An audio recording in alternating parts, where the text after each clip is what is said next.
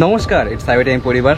আজকে as per the thumbnail and title আমাদের সফরটা হতে চলেছে রুট নাম্বার 47B এর সাথে, যে রুটটা কানেক্ট করছে রুবি ধানমার্ট থেকে লেক টাউন পর্যন্ত, মানে একদম সাউথ কলকাতা থেকে আমরা কিন্তু আজকে সফর করব একদম নর্থ কলকাতা পর্যন্ত। আজকের সফরে কিন্তু কোনো রকম থ্রিলিং বাস জার্নি এখানে আমরা এক্সপিরিয়েন্স করবো না অবশ্যই, বাট তা সত্ত্বেও আজকের এই বাস সফরটা কিন্তু খুব ইন্টারেস্টিং আমাদের কাছে হতে চলেছে।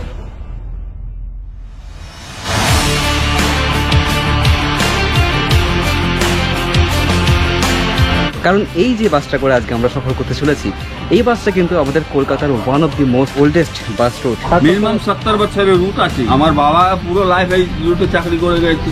এবং আর একটা ইউনিকনেস হচ্ছে এই বাস রুটের ব্যাপারে, যে এই বাস রুটের ফ্লিটে একটাও কিন্তু লেল্যান্ডের কোনো গাড়ি নেই। আমাদের কলকাতা শহরে এরকম বাস রুট কিন্তু খুবই কম আছে যেই ফ্লিটে কোনো রকম লেল্যান্ডের গাড়ি থাকে না, বাট এটা কিন্তু one of the most unique bus route, যেখানে এই ফ্লিটে সমস্ত গাড়ি কিন্তু টাটা এবং আইচার চ্যাসিসের উপর বানানো গাড়ির সঙ্গেই অপারেট করা হয়।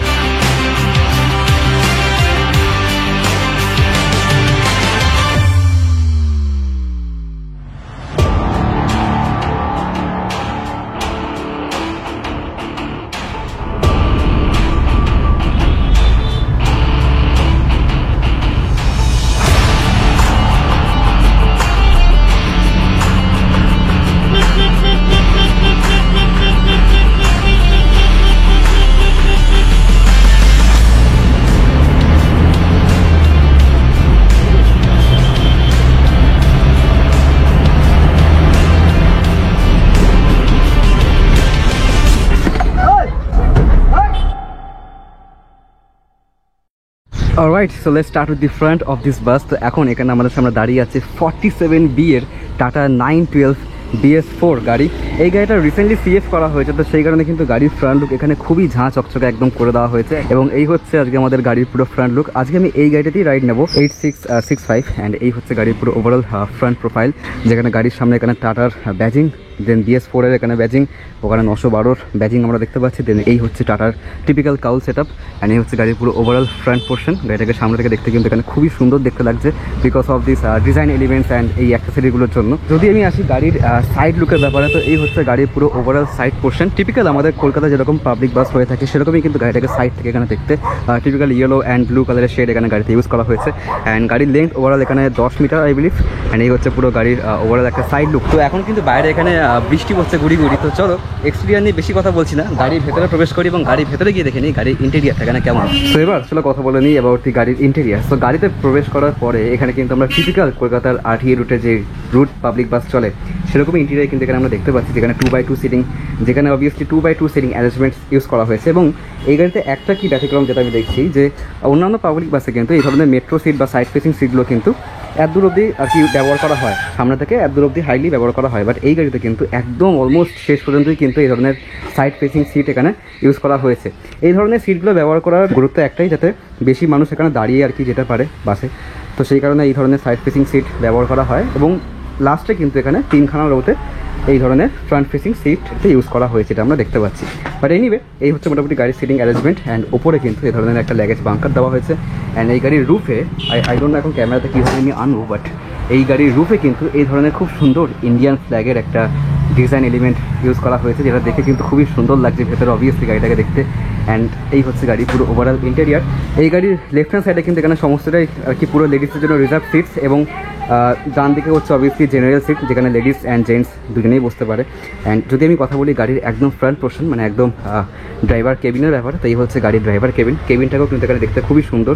এখন যেহেতু অনেকটা সন্ধ্যা হয়ে গেছে, তো সেই কারণে সব কিছু এখানে তো ভালো করে ক্যামেরাতে আনা আমার পক্ষে একটু ইম্পসিবল, বাট তাও আমি তোমাদেরকে দেখিয়ে দিচ্ছি। এখানে গাড়ির ড্যাশবোর্ডে কিন্তু খুব সুন্দর এই ধরনের গ্রাস কার্পেটকে ইউজ করা হয়েছে।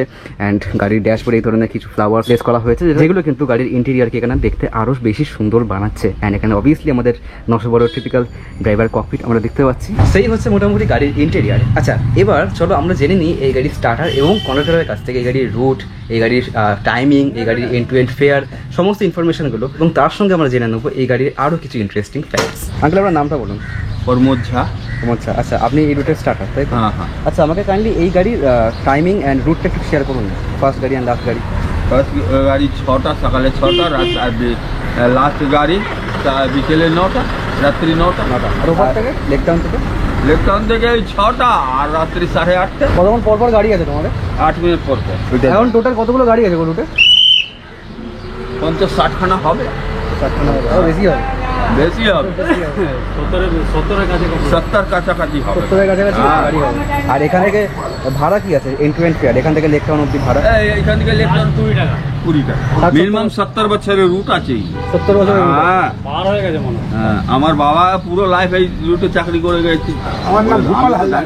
গোপাল হালদার। হালদার, আচ্ছা। তো আমাকে এই রুটটা একটু শেয়ার করে দিন, এই গাড়ির রুটটা কি আছে?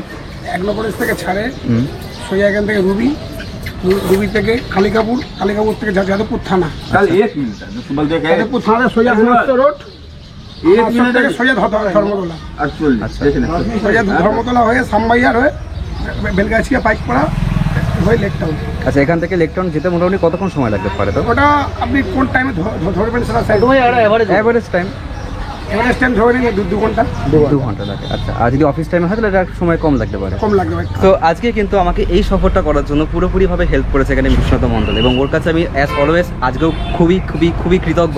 তো এই রুটটা এত পপুলার কেন, এটা আসলে আমরা জেনে নিই আমাদের সুস্নত মণ্ডলের কাছ থেকে। তো সবার আগে নমস্কার টু দ্য অডিয়েন্স। ট্যুরটা পপুলার হওয়ার পেছনে অনেক কটা কারণ আছে, অভিক অনেক কটা বলে দিয়েছে। তার মধ্যে মেন যে কারণ হলো যে সময়কার রুট এটা, সে সময় আমাদের বাইপাস বলে কিছু ছিল না। যা ছিল কলকাতার ভেতর দিয়েই কানেক্টিভিটি ছিল নর্থ কলকাতা থেকে সাউথ কলকাতা। তো ফার্স্টলি চালু হয়েছিল যখন 47B, তখন ছিল হচ্ছে কালিন্দী এস্টেট থেকে উষা গেট, যেটা প্রিন্স আনোয়ার রোডে আছে। তারপর এক্সটেনশন পেতে পেতে এখন এসে দাঁড়িয়েছে কারেন্ট রুটটা, যেটা হয়েছে আমাদের লেক টাউন জয় সিনেমা থেকে আমাদের কসবা ধানমাটো 2014-15 নাগাদ এই এক্সটেনশন পেয়ে ফাইনালি স্টেবল হয়েছে রুটটা এসে। সো যখনকার এই রুটটা, তখনকার যেহেতু বাইপাস ছিল, এই রুটগুলোই ছিল মেন ভরসা মানুষদের, অল ওভার নর্থ কলকাতা থেকে যারা সাউথ কলকাতায় আসতো বা সাউথ থেকে যারা নর্থে যেত।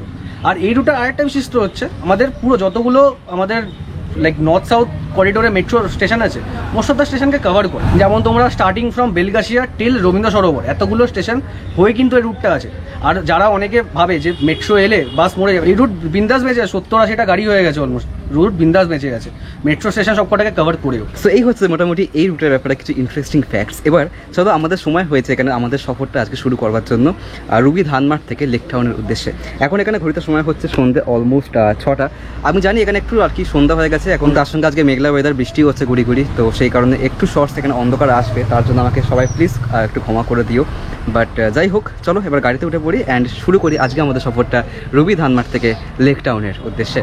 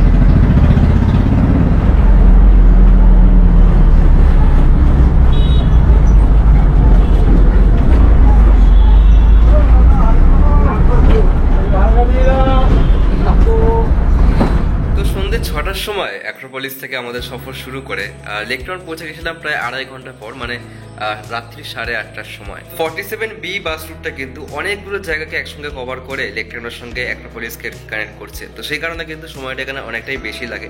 বাট সময় বেশি লাগলেও এই গাড়ির ভাড়া কিন্তু আমার খুবই কম লেগেছে, মানে 20 টাকা এন্ড টু এন্ড ফেয়ার এই গাড়ির। অনেক পাবলিক বাসে আমরা দেখেছি এর আগে যেই গাড়িতে সফর করেছি সেখানে কিন্তু অল্প ডিস্টেন্সের জন্য কিন্তু অনেক ফেয়ার চার্জ করে। এই গাড়ির ফেয়ার কিন্তু আমার কম লেগেছে। আমি জানি না কিলোমিটারটা এক্স্যাক্ট কত হবে, বাট তাও কিলোমিটার বা সময় যেই পরিমাণ লাগলো তার সেই অনুযায়ী কিন্তু এখানে ফেয়ার আমার অনেকটাই গাড়ির কম লেগেছে। তো কলকাতার এই ধরনের কিছু ইউনিক অ্যান্ড ইন্টারেস্টিং যে পাবলিক বাস রুট যেগুলো আছে সেগুলো নিয়ে আমি এই ধরনের কন্টেন্ট বানাবো ভেবেছি। তো তোমরা যদি সাপোর্ট দাও তো এই ধরনের পাবলিক বাস নিয়ে কন্টেন্ট আমি আরও ইন ফিউচার বানানোর চেষ্টা অবশ্যই করবো। তো সব শেষে মিস্টার ইয়াসিন সাজিদ, তিনি আর কি এই গাড়ির ওনার, তাকে অনেক ধন্যবাদ আমাকে এই গাড়ির কভারেজ করতে দেওয়ার জন্য। তো যাই হোক, মোটামুটি এখন আমাকে দেখতে খুবই হরিবেল লাগছে, কারণ আমি এখন সারা রাত জেগে এডিট করে ভিডিওটা আপলোড করছি। তো সেই কারণে এখন আমি ভিডিওটা আপলোড করে জাস্ট ঘুমাবো, এখন আমার বিশাল জোর ঘুম পাচ্ছে। তো চলো তাহলে আজকের গল্পটা তাহলে এখানেই শেষ করি। দেখা হবে তোমাদের সঙ্গে তাহলে পরের ভিডিওতে। ততক্ষণের জন্য যখনই রাইড করবে হেলমেট এবং ড্রাইভ করবার সময় সিট বেল্ট অত্যন্ত জরুরি একটা জিনিস। তাহলে দেখা হবে তোমাদের সঙ্গে পরের ভিডিওতে। ততক্ষণের জন্য বাই।